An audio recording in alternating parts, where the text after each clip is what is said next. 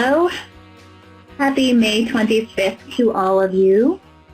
My name is Jessica Swain Bradway, and we are really appreciative as the school year ends for all of you. You're joining us on our School Climate Transformation Grant webinar.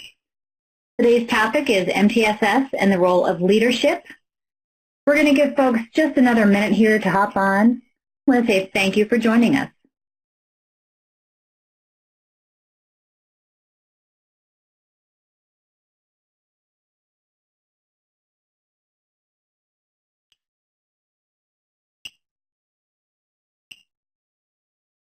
So thanks once again for joining us for our School Climate Transformation Grant webinar series. It is 10 a.m. Pacific time on the nose. We're going to get ourselves started. I'm Jessica Swain Bradway, Midwest PBIS Network, and I have the honor of opening up our School Climate Transformation Grant webinar series. Today's topic is MTSS and the role of leadership. This is really a critical component of the work we do in multi-tiered systems of support. And we are really, really lucky today to have both Dr. Jennifer Freeman and Dr. George Sugai to co-lead this webinar. Dr. Freeman is an assistant professor in the Department of Education Psychology at University of Connecticut. She's also part of their Center for Behavioral Education Research. She does a lot of her work around outcomes at high school and the impact of PBS on outcomes at high school. And if you're looking for any good research on high schools, I'd look her up. She's really leading the field. She teaches courses at the university, graduate and undergraduate, and prior to that, she spent 10 years as a special education teacher across grades K-8 in urban and rural school settings. Really excited to hear what she has to share today. And her counterpart on the webinar is Dr. George Sugai. Dr. Sugai has an endowed chair in behavior disorders at the University of Oregon and the NEAC School of Education. He's really led the field in PBIS. We're very lucky to have him join us today. And he is one of our co-directors of the National Center, PBIS Technical Assistance Center, along with Dr. Horner and Dr. Tim Lewis. And he is currently soliciting funds for both his retirement and his daughter's upcoming wedding. So I'd start us off with a little joke here. And I'm really excited to get this kicked off, and thanks again for joining us. As a quick reminder, the last webinar of the school year will be Family and Community Engagement on June 15th, hosted by Heather Peshek-George and Devin Minch. And these webinars are recorded and posted at www.pbis.org. I will add the link to the chat pod for easy access. And with that, I'm going to pass it over to Dr. Sugai. Thank you very much, Jessica, and good morning, good afternoon, everyone. I really do appreciate you all participating in this call, webinar. I'm going to jump right into the content fairly quickly because Jen and I have quite a bit that we'd like to share with you. I want to encourage you to use the chat box if you have questions or comments or thoughts, and we'd be happy to try to respond to those as we go along. If you're having any difficulties with your participating in the webinar, please also let Jessica or Auntie know as well. So again, thank you very much. And first of all, I just want to acknowledge that all the materials that we're going to present to you are available at the website at pbis.org as usual. If you click on presentations, we'll make it available there as well. If you're a School Climate Transformation Grant, Prevent, Counselor Grant, and so forth, you can also find it at those respective sites as well. Jen and I at UConn also have been working on a regional site called the Northeast PBIS site, and there's also material there available that supports some of the content that we're going to share. So we're hoping that we'll be able to give you some content that have you relate back to your particular context. As I scan down the names, I see some of you are school people, some of you are state level, some of you are district, so I know that you have a lot of different kind of positions and roles. My job in the first 20-25 minutes or so is to summarize probably some of the larger conceptual and big idea kind of stuff around leadership and how it serves as the foundation for the work that we do in not only PBIS but also generally in multi-tiered systems. And then Jen will follow up after me with a fairly specific example of how we do work in the Northeast area and use leadership as a pretty important driver for implementing some of the practices and systems that are important to us in the process. I know some of this will be kind of new to some of you, and some of it will be kind of you're already pretty fluent in it. Our job is to kind of go down the middle with it and to give you some things to think about. I also want to acknowledge that we're going to cover some of the stuff fairly quickly, and the idea, again, is to give you something that will trigger some more in-depth drilling down kinds of study a little bit later. And of course, Jen and I are always available after this call if you want to contact us. Just use our emails and we'd be happy to respond to any questions specifically. But again, the chat box should be available to you as we get started. All right, so let me move forward and hopefully, again, just enter any comments into the chat box and we'll try to respond. So we're going to cover generally this topic of multi-tiered systems, and I'll kind of explain quickly what that kind of means to us, and then we're going to focus very much on the importance and functions of leadership. We'll talk a little bit about sort of strategies that good leadership provides in supporting the implementation of multi-tiered systems in PBIS, but we're probably going to focus more on kind of what are some of the lessons learned, some good examples that represent some of the guiding principles that are important to the process. So the big theme I want us to think about to start with is that leadership is probably the kind of the foundation for just about everything we do. When I think about classrooms, schools, districts, states, and so forth, what we've learned is that those organizations are all kind of supported and led and coordinated by leadership. And good leadership produces three pretty important outcomes.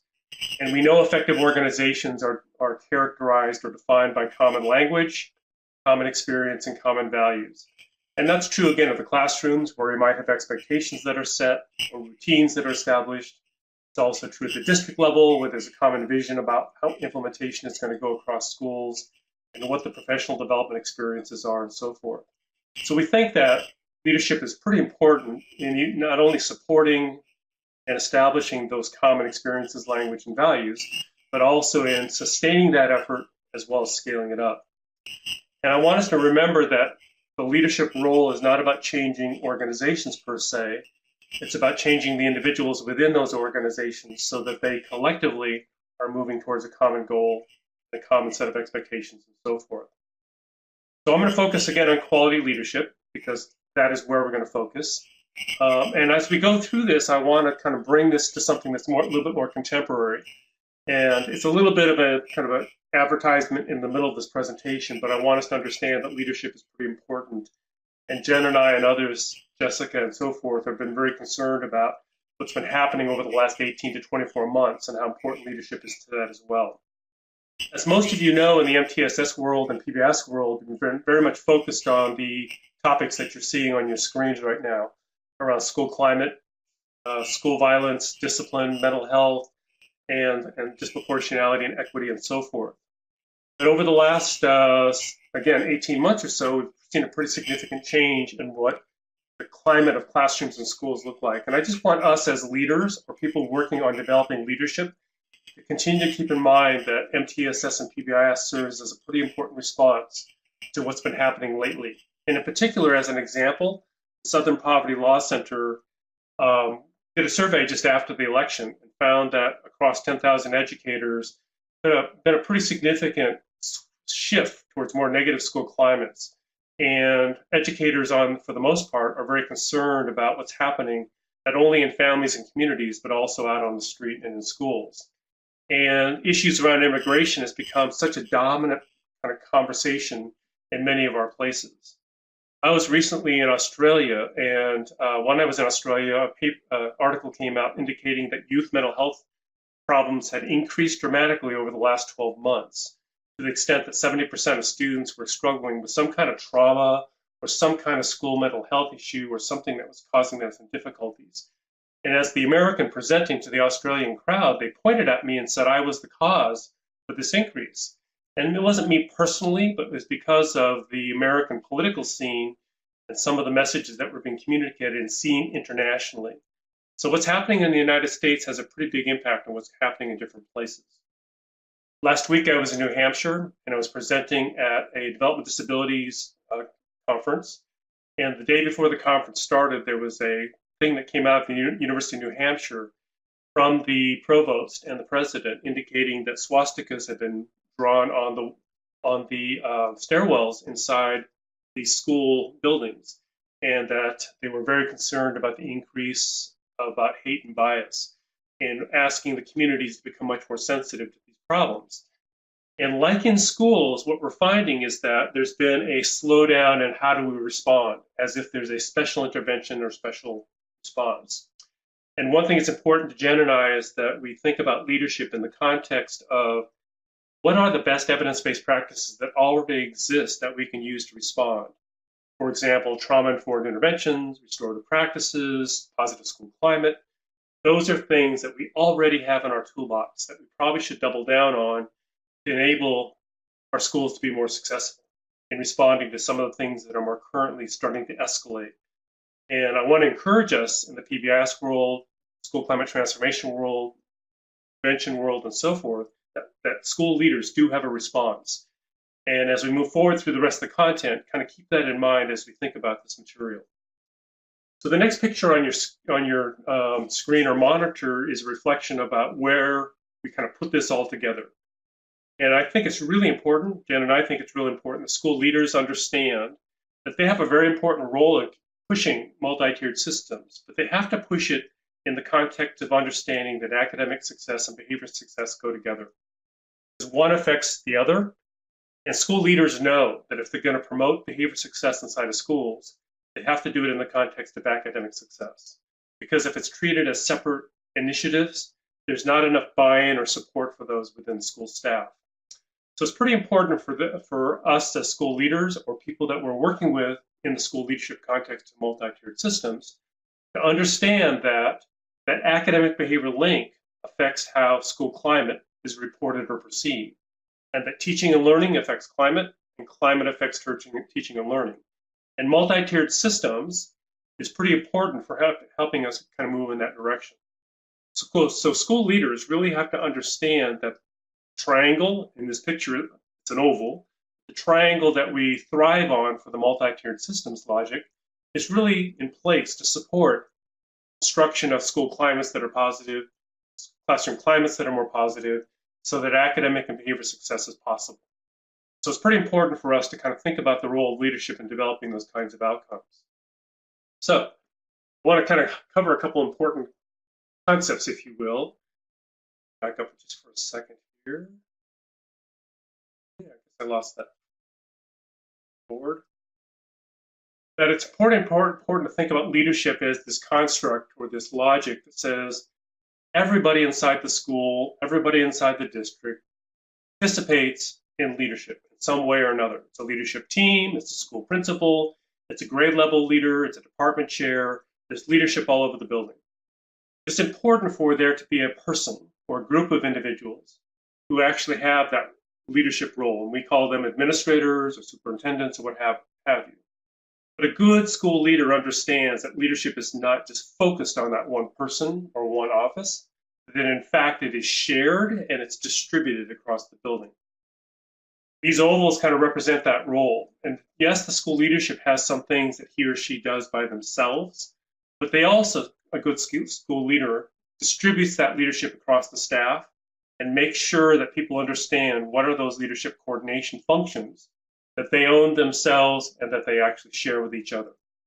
So some work that's being done at the University of Alberta, also in Illinois, kind of creates this picture about leadership as being shared and distributed, but guided by a particular person or group of individuals. So it's pretty important to kind of see how that logic works together.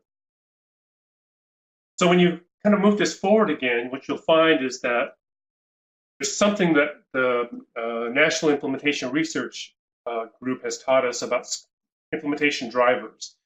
And they've done a phenomenal job of understanding that leadership is sort of the middle of those drivers.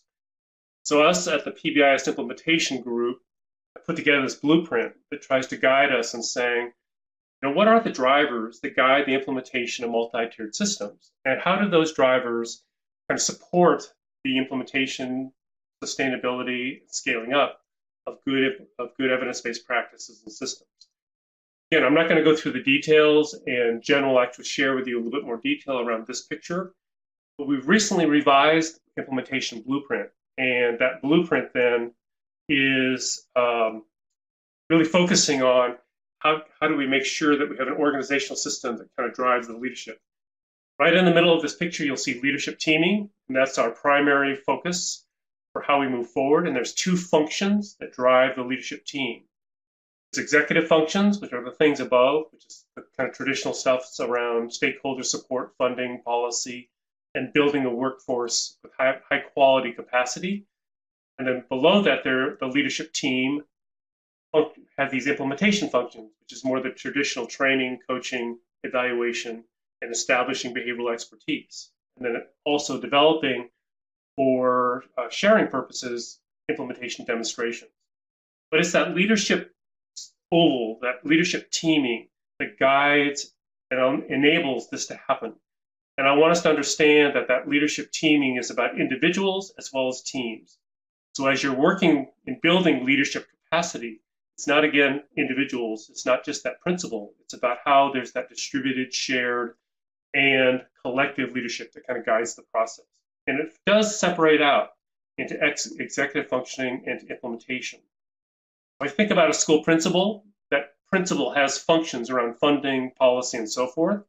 If I think about PBIS leadership teams, they have functions around training and coaching.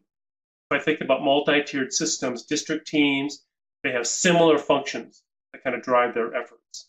And I would love the people on this call to share with others the idea that there are drivers that serve as priority places where leadership can be passed on. All right, so now I need to probably ask you, and if you could respond back in the chat box. What I'm seeing is that the PowerPoint slides that I see are broken up a little bit. So is that true of everyone, or is that just my screen? Anthony, can you tell some slides and pictures don't seem to be showing up? Okay, great. So let me just kind of summarize what those missing slides are, and I'll kind of jump ahead just for the sake of time. The slide that's on your screen now is the incomplete slide that kind of defines what PBIS is. And as I look down the list of people participating, most of you know the answers. And I only kind of want to do this review because what the review says to school leaders is they have to remember that as school leaders or as leadership teams, they're promoting this framework that we call PBIS or multi-tiered systems or whatever label that you use. And that notion of framework is behind what school leaders need to emphasize. School leaders are not there to put in place PBIS interventions. Put in place, their school leadership teams are put in place to build that framework that establishes this continuum and allows us to be able to make sure that we have in place those academic and behavior outcomes that are important for all students. So most of you probably are aware of how we at the center defines that, so I'll just sort of pass that by. And I know I'm looking over in one of our chat boxes and I see they're working on this, so apologize for the broken up slides. This is probably a good thing that you can't see this picture because most people are tired of seeing the triangle, but on this page is the triangle.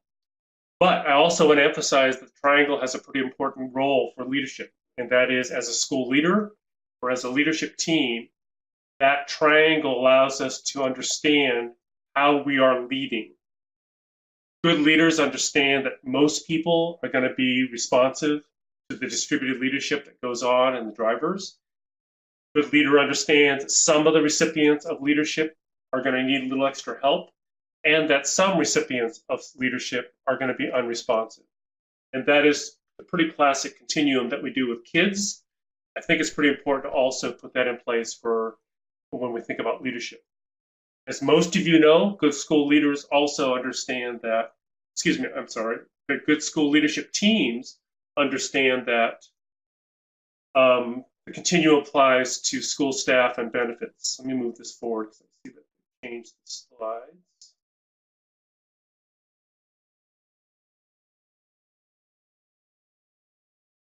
And it also looks like the triangles are still missing there. So you're still protected from the triangle. But the leadership teams, they also understand that when they're working with school staff, the same triangle logic applies. And again, I'm not too worried about most of you on this call because you're probably aware of that, but I do think it's an important guiding principle for how leadership functions. So the next slide that you can't see, I'm sure they're still working on this, is that it's a picture that shows where leadership rests. And basically what I'd like you to think about is a linear picture that shows a statewide team, a district team, a school staff, and student benefit at the end of it. And I want to suggest to you that school leadership is pretty important in linking those teams together. And when Jen starts talking about the Northeast example, you'll kind of hear examples of how the regional team is guiding the state team, is guiding the district team, and so forth down the link. Our job, I think, is to make that sequence as linear and as compressed as possible so that the guidance or the leadership that occurs is as consistent and as efficient as possible. So I want to skip over to a couple more points that I'm going to turn over to Jen, and that is what we've learned from some of the work around general education around school leadership is that a school principal or a school leadership team really has only 3 places that have direct contact to student benefit. And those are teacher quality, second one is school-wide climate, as we like to call it, and the third one is classroom climate. Those 3 areas tend to carry most of the variance or most of the influence on shaping how student benefit operates at the school level.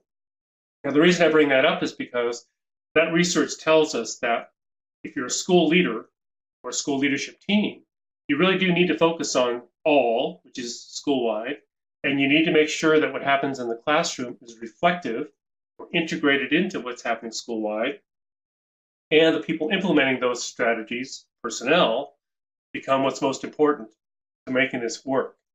So those 3 areas tend to be the most important. That school research also indicates that there are outside influences that also shape what happens inside the school. And when those influences pop up, things like family, things like superintendent, things like policy, those efforts, we're on slide 16, Ivan, those kinds of effects tend to carry over into, keep going, to 16. Nice job. Go one more slide. Thank you very much. Oop, back up one. So I'll take over from here. Thanks, Ivan. So here's that picture I was referring to that current research on school, classroom, and teachers. And basically what they've shown is that those arrows are the most direct between those areas. But we also have family engagement. We also have other stakeholders, and we have the district and so forth. But it all goes through school leadership. And that's why, again, we thought this webinar is so important to the process. All right, so moving this forward again, most of you are familiar with this picture, but I want you to understand that when the team is established, agreements are made, and they move into the action planning process, somebody has to be there to guide the process. And that somebody is school leadership. And those black arrows represent the role of leadership in the general implementation process. Because what we've learned is the team works pretty well, but if they can't move into agreements, it kind of messes up the whole process. And school leadership is there as sort of the glue that allows that kind of facilitation to occur. So what I'm trying to do there is kind of show you pictures that many of you are familiar with, but then to reinforce the idea that leadership has a particular place in each of those pictures. If you think about turnaround schools, which many of you are functioning with, if you think about our lowest functioning schools and our schools with the greatest sort of behavioral challenges, if you will, I would love for school leadership to understand that the research is pretty clear about the importance of leadership and turnaround. And I just want to share with you quickly some research that came out of the Center for Public Education and also by somebody by the name of Robinson, who tells us a little bit about how successful turnaround occurs and the role of leadership. So let me just quickly run through this. If you're a school that's in trouble or a district in trouble, what we've learned is that school leaders are particularly important to the process. And those school leaders have to have two important characteristics. One is they need to be a strong instructional leader. That is, they need to know about instruction and teaching, and they also need to know about, how teaching relates to good positive climates within classrooms and schools. They also have to be a strong organizational CEO, which I think this webinar is about. How do you manage the personnel? How do you organize funding and so forth? Third thing about turnaround is that a good leader needs to have a powerful workforce. That means they have to be able to hire quality teachers or to build quality teaching workforce. We've also learned it takes 5 years to turn these schools around. So a good leader has to be a good leader, they have to have a good quality teaching force, and they have to stay with the school for 5 years. Unfortunately, the research says, if you're at the bottom of that slide, is they indicate that most instructional leaders in many school districts that are in turnaround places transfer within 3 to 4 years. So if you look at that sequence, what that tells you is it takes 5 years to turn this around, and a school leader has to have the capacity to put things in place. But what happens is most districts transfer school leaders to another school. And you wonder why some of these turnaround schools don't sustain or scale up. So as we move into the next part, we're going to talk a little bit more about, an example of the Northeast or wherever you're from, the Pacific Northwest or the Midwest or the Mid-Atlantic or the South. I want us to think about, what turnaround means when you're working with school districts and schools that require Tier 3 supports. Because what we find is that we make mistakes with our school leadership in the context of how well we prepare them and support them for working in these particular schools. All right. So I'm not going to I'm just going to make these available to you and have you be aware of them. There's quite a bit of literature about the role of principals. And even though it does say principal, I want you can cross that and probably put in place the same thing for superintendent or school leadership team or what have you. And there's been some work that's been done by Jeff Colvin and Randy Sprick that are pretty important for understanding the roles and functions of school leaders. And again, I'll just kind of leave that for you to review a little bit later. But I want you to make you aware that there's some nice summaries, some of the more specific responsibilities that go with them. Most of you are familiar with the more traditional kind of 4 working tools of the PBIS framework. And so I won't spend much time with it, except to say that what we find is that effective school leaders actually do a nice job of contributing to their role as leaders by making sure that they have a balanced kind of coverage or use of student outcomes, database decision-making, evidence-based practices, and particular systems. We know that school leaders struggle if the only thing they focus on is outcomes, or if the only thing they focus on is practices. Good school leaders tend to do a good job of integrating all 4 of those together in how they lead a school or lead a district. I also want to leave you with a thought that a good school leader gives capacity of others to do this work. And what I mean by that is that a good school leader distributes their influence about being able to focus on kid outcomes, evidence-based practices, and data systems, so that it's a shared responsibility. And many of you are concerned about scaling up and scalability. And both of those outcomes are linked to a good school leader or a leadership team's ability to transfer the capacity to implement to others. And we at and the PBIS Center have been working on how do we think about alignment, integration, and sustainability of evidence-based practices. And I encourage you to go to the website and look at the document that's been produced by Lucille Eber, Susan Barrett, and also with Jessica, who introduced this call about some of the work around alignment implementation and the kind of the logic of going from kid outcome to building those support systems. And again, I'll kind of leave that for you to look at, but I want you to put it into your list of things that school leaders should become familiar with. So what I tried to emphasize before I shift over to Jen is a number of topics associated with sort of how PBIS, how multi-tiered systems, and sort of the core principles of those 2 kind of approaches or frameworks are important for school leaders to build into their repertoire, because it becomes pretty important for how that kind of moves us forward. Thank you, Jessica. Jessica just put up on the chat box, the link over to that technical guide on alignment, and you'll see other topics there that are also relevant to what I've referred to. So I want us to understand that leadership emphasizes sort of a set of shared functions and responsibilities that are associated with implementation. And a good school leader and a good school leadership team not only communicates those functions, but models it themselves. I also want to, as I sort of emphasized in a number of those topics, that student benefit should always become the #1 criteria for judging kind of decisions that we make. And those decisions should be linked to how well we implement those practices or high fidelity implementation. We know that evidence-based practices are important, but the decisions around which ones to adopt and implement become the bigger challenge. And one of the biggest guides for this, which I didn't emphasize so much within the earlier part, but was emphasized within certain components, is the importance of decision-making using good data to guide that process. So I know I went through those fairly quickly. The slides are available to you. Most of the concepts, I'm sure most of you have touched upon. I think it becomes your challenge as a participant in this webinar and somebody who goes out to help shape good leadership. How do we take the good logic of things that have worked well for us and make sure good leadership teams build that into their content? So I'm stopping exactly 30 minutes later. I'm going to shift this over to Jen and turn the communication over to her. So Jen, you're on. If you have questions, just put them in the chat box, and I'll try to respond to those within the chat box, or Jen can also integrate those into her presentation.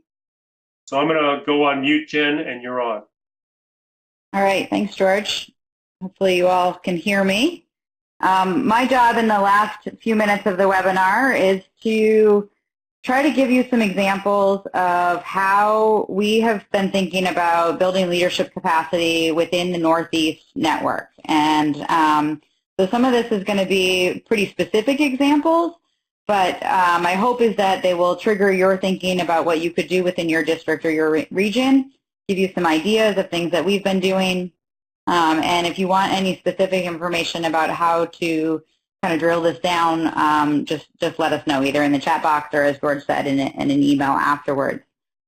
So the Northeast PBIS network is a group of 10 states. The network started long before I was part of it by George and Brandy.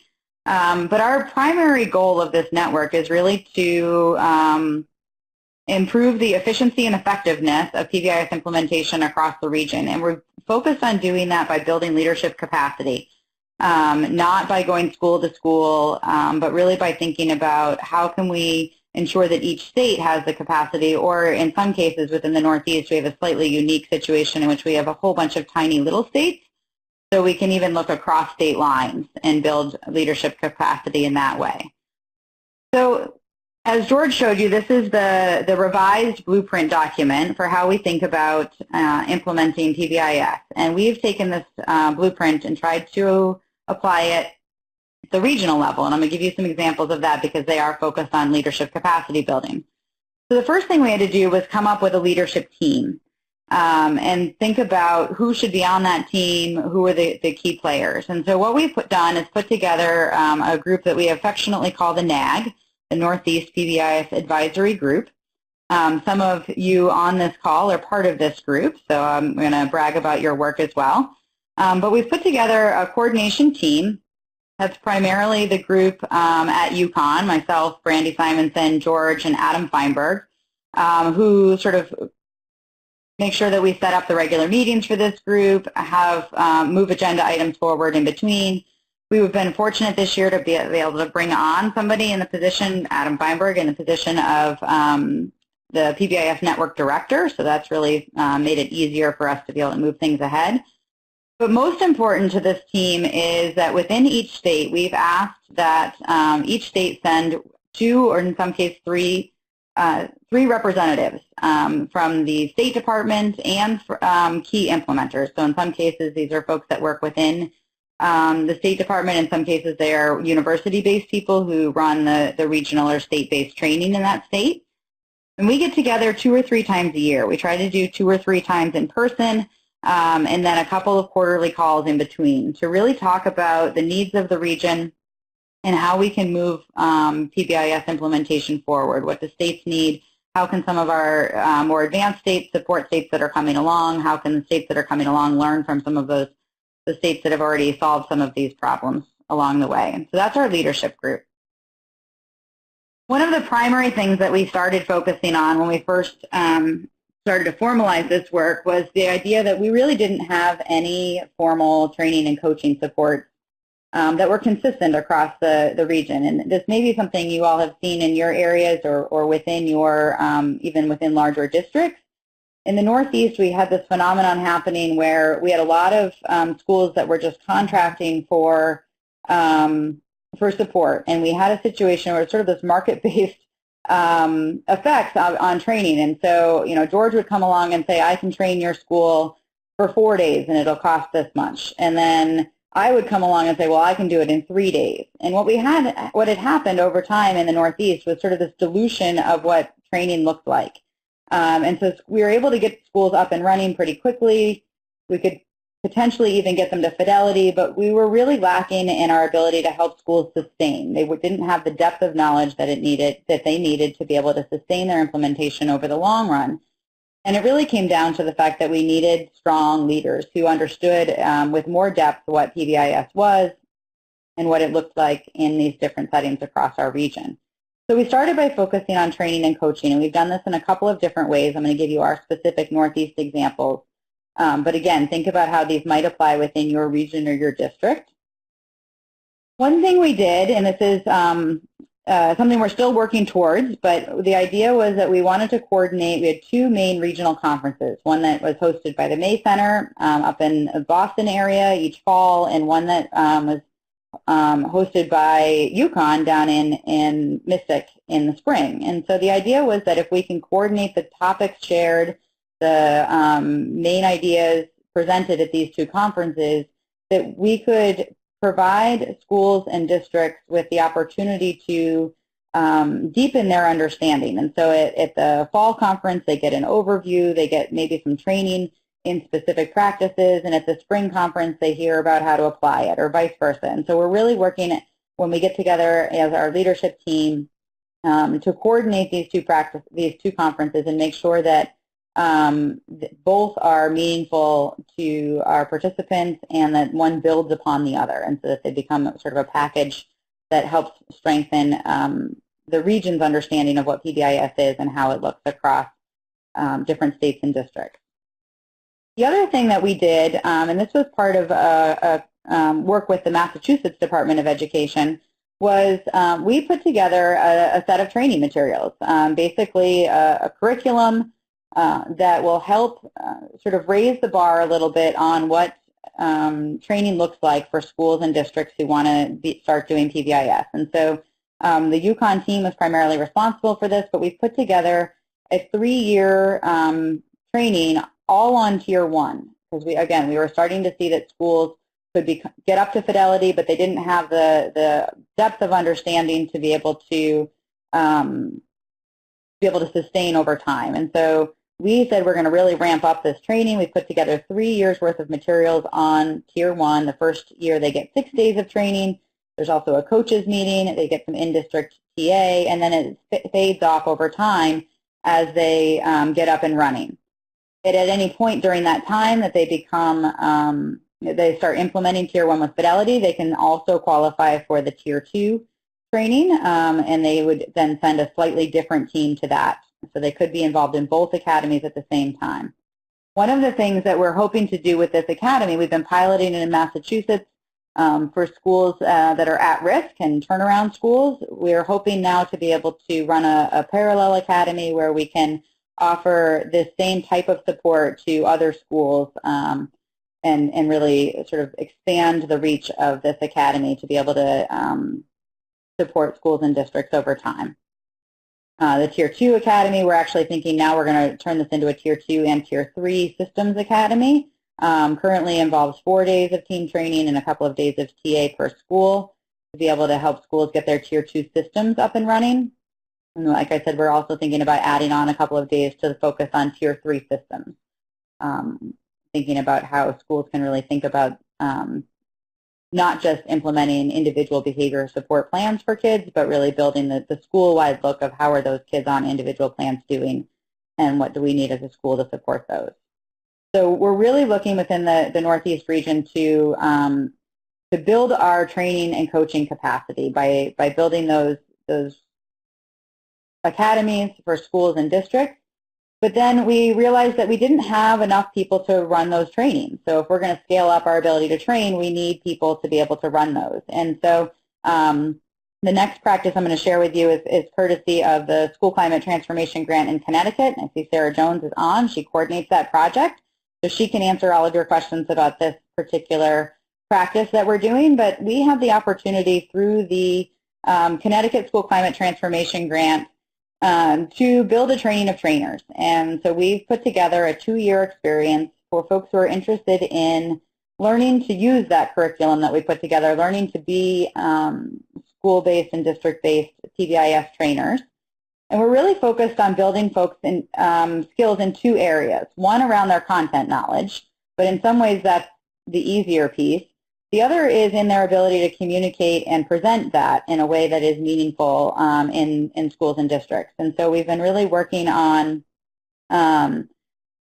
folks that are part of this academy. They come in, we go over some content, we then ask them to videotape themselves, they get feedback on their presentation, they get feedback on their ability to answer frequently asked questions, all of those pieces. But with the ultimate goal of increasing the number of trainers in the Northeast region that we have some confidence in.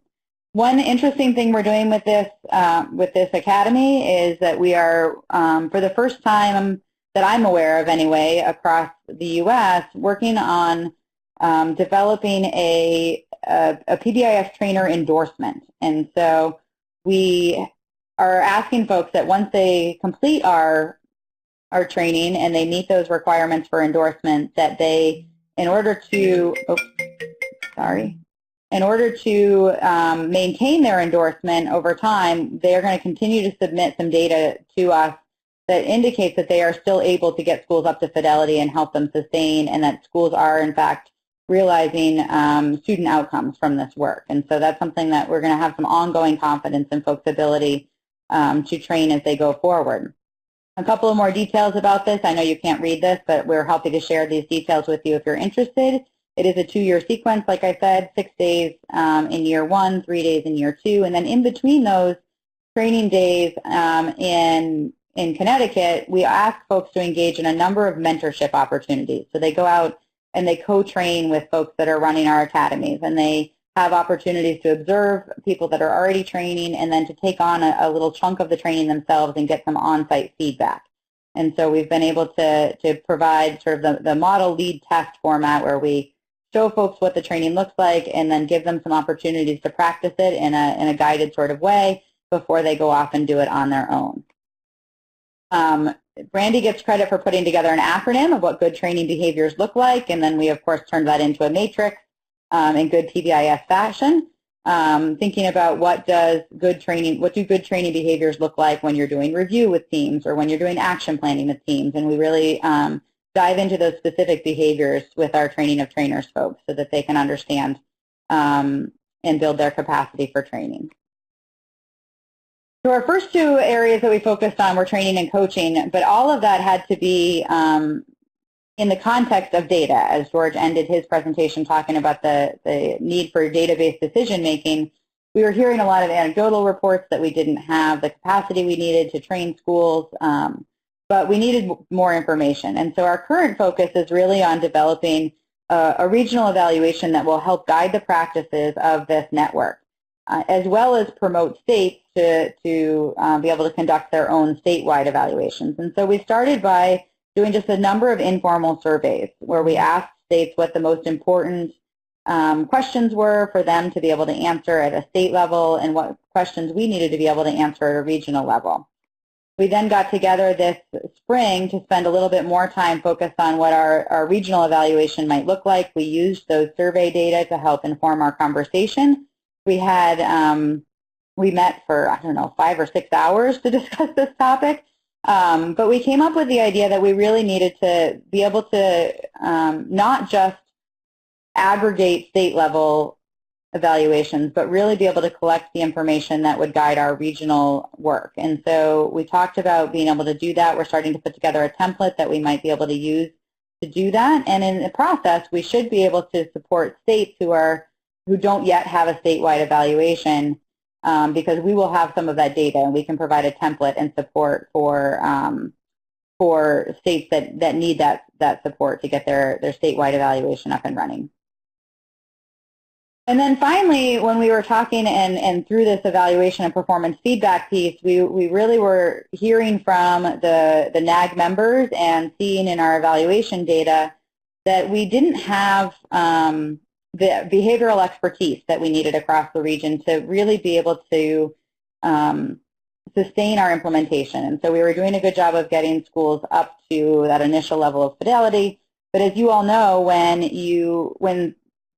you hit a bump in the road or when things don't go exactly as planned, if you lack the behavioral expertise to really understand how do you apply the behavioral theory to implementation, you can lose your momentum and things can kind of run off the rails a little bit. And so we kept hearing on a regular basis from our NAG members and in our data that we just really needed to build our behavioral expertise.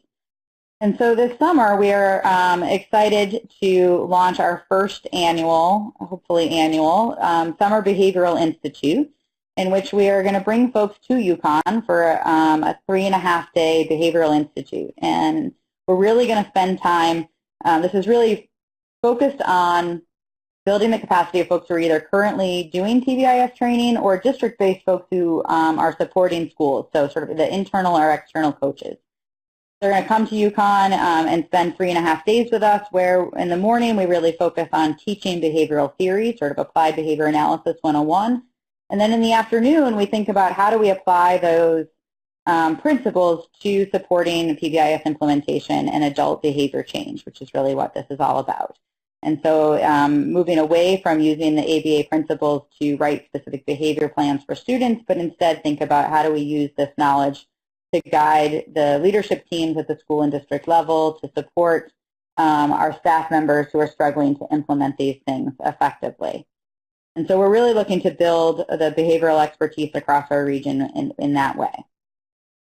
So those are sort of the easy pieces of building our leadership capacity across the Northeast, because those are all the implementation functions. So George talked at the beginning about how the leadership team really has two primary roles. One is around implementation functions and one is around executive functions. I've described to you the things that we're doing on the implementation side of it. And to be honest, I'm going to show you a quick local implementation example. This is our Massachusetts PBIS Academy, where we're rolling out that training academy model that I shared with you within Massachusetts. And we've got 26 districts across Massachusetts. These are, again, our high-risk districts participating with us, and we're starting to see some fantastic outcomes from that work.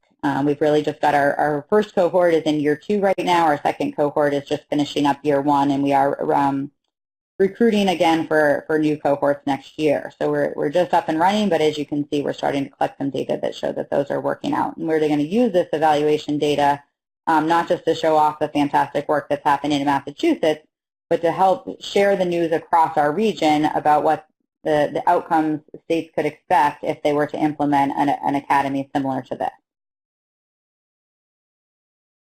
And then the executive functions of the leadership team are really the things that our NAG leadership group is looking at moving forward. These are the areas that we are just getting started in our conversations on, and so these fall under our future directions. We do need to do some concentrated work on building our stakeholder support, both within our advisory group, making sure that we have the right people at the table. Each time when we meet in person, we kind of talk about what people's roles are and do we have the right people at the table and do we need to bring in others. And we often end up in a role, and I'm sure this is true across your schools and districts as well, where we have turnover in our state-based folks. And so we need to make sure that we're bringing in people so that we have at least 2 people, sometimes 3 from each state, who are aware of the work and able to sustain it when we start to see folks leave for other positions or who aren't able to join us on a regular basis. So we're really doing those pieces and making sure that one of the pieces that we noticed in a couple of states were that we would have our university-based folks or our trainers, but not always our State Department folks able to join us. And so we're working on ways to build the knowledge of folks that work within the state departments across our region and make sure that they're able to attend our meetings and be part of this work as well. We've launched a website, as George shared with you. We're hoping to revise that this summer so that it becomes more functional and a place that's more easily adaptable. And as I said, we're looking to expand and build our regional conferences and expand our network of trainers who have completed our training of trainers and who are endorsed within the Northeast, and develop an ongoing professional learning community for those folks so that they can continue to build their knowledge over time and share what they've learned as they train.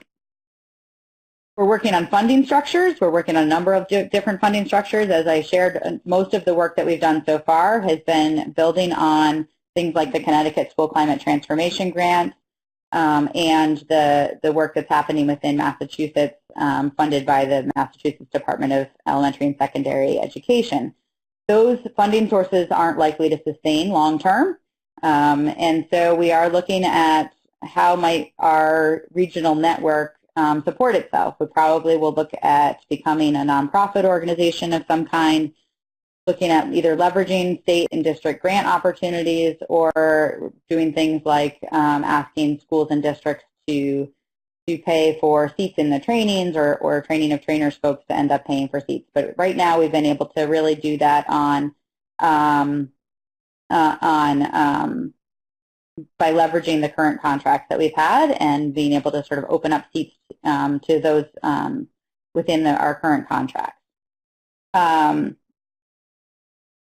We're looking at policy and systems alignment. We had a small group, work group within our NAG, start to look at policy that is supportive of PBIS practices across our 10 states and think about how we might be able to share policy successes and learn from policy failures in some cases across our states, making sure that PBIS is the way that state departments kind of do business, and that these practices are built into legislation and regulations wherever we can. We put together our NAG vision, and we are going to start to do a little bit more work on building state networking opportunities within our 2 regional conferences where states can come together and share their experiences with respect to policy and systems alignment. A number of our states are working really carefully on integrating mental health supports within their PBIS work, and some of that is done at the policy level and some of that is done at the training and district level. And so we want to be able to provide a network where folks can share those things across states. And then finally, we need to build the ongoing capacity of our trainers in the Northeast. And so we're continuing to do the ongoing evaluation for the training or trainers endorsement, and really looking at how we can replicate our current training models and training of trainers in other states. And so we're in conversation with a number of states in our area around what would this look like in your state, what adaptations are necessary to make it fit the work that you're doing, how can we build on rather than compete with what it is that, that states are doing. There's a couple of sort of ads for upcoming events that we want to share with you, and then I can see a couple of questions here in the chat box. We'll take a couple minutes and try to address those before we wrap up here. But first, if you have not joined us in Chicago for the National PBIS Forum, that is in September this year, and it is in downtown Chicago. It is a fantastic event. The New England PBIS conference that I was talking about is in Norwood, Mass. in November, and then the APBS conference is in San Diego, so it will be warm in March this year, so consider joining us for those events. And I'm going to pause here and just try to address some of the questions that are here in the chat box, if I can scroll back a little bit and see a couple of those.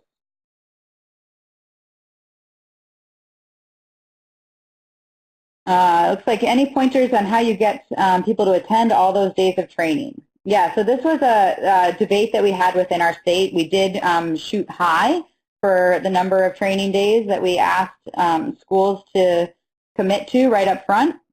And we were doing that intentionally because of, as I had described at the beginning, we had seen that there was this dilution of training that was happening. And so we really set the bar high. We built off of the work that George had been doing for years and said, we're going to really focus on getting our Tier 1 supports in place. And to be honest, it's a struggle for schools to get to all 6 days of training in year 1 and then commit to a 3-year process. But we've really held to it. We've been consistent, and by working with trainers across our state and region who are all giving similar messages, we've really been able to get schools to understand the importance of it and to make that commitment right up front. And so they know what they're going into. We also make sure that we provide plenty of time during those days for action planning. And so we try to make that time really useful for teams. We hear on a regular basis that one of the things that teams need more of is time. And so we really try to make that case right up front and say that we're going to give you that time to be able to do some action planning as a team, to be able to share ideas across your cohort and be able to work on products and specific implementation practices as a part of the training to make sure that we're protecting that time for teams.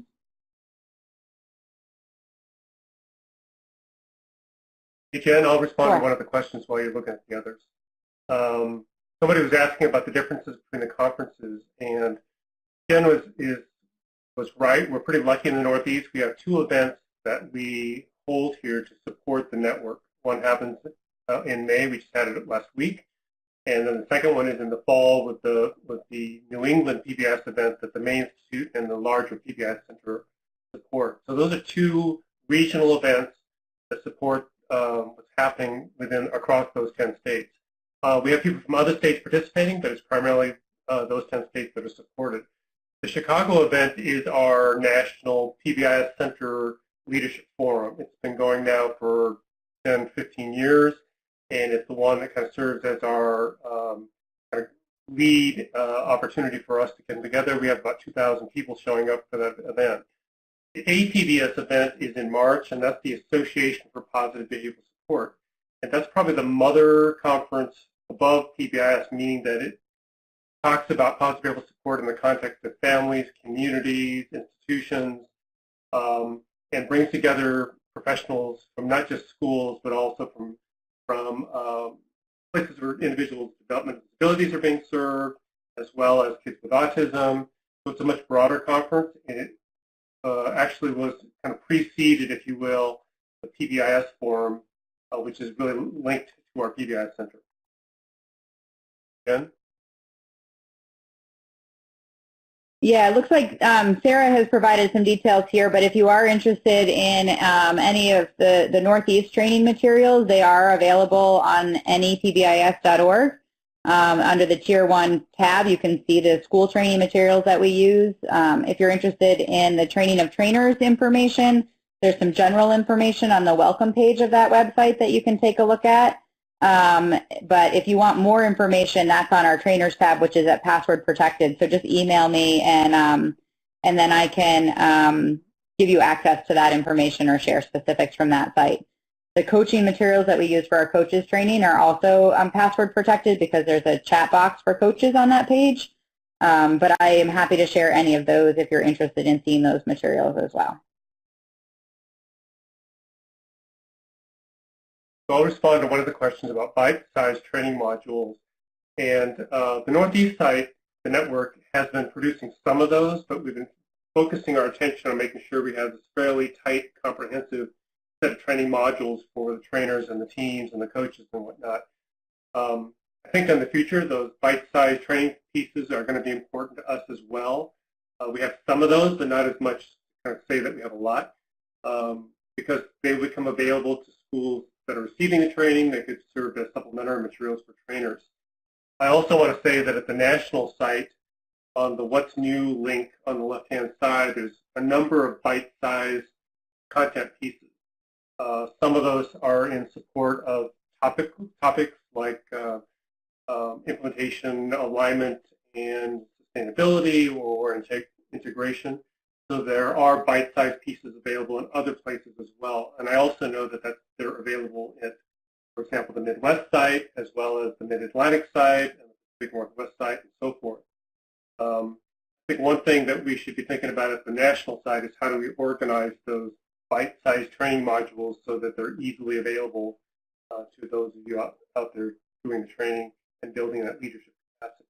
Yeah, I'll just add that we do have a number of sort of standing presentations that we've used to orient administrators to their role within PBIS. but we actually don't have them posted on the website because we've been trying to move our region away from a diet of bite-sized things and move towards something more comprehensive. But again, I'm happy to share any of those pieces if you're interested in seeing those. I'll add on one other thing that we just finished revising a chapter that went into a leadership book, and Jen was an author on that one as well. If you're interested in that, we can pull out that chapter and make it available to folks as well.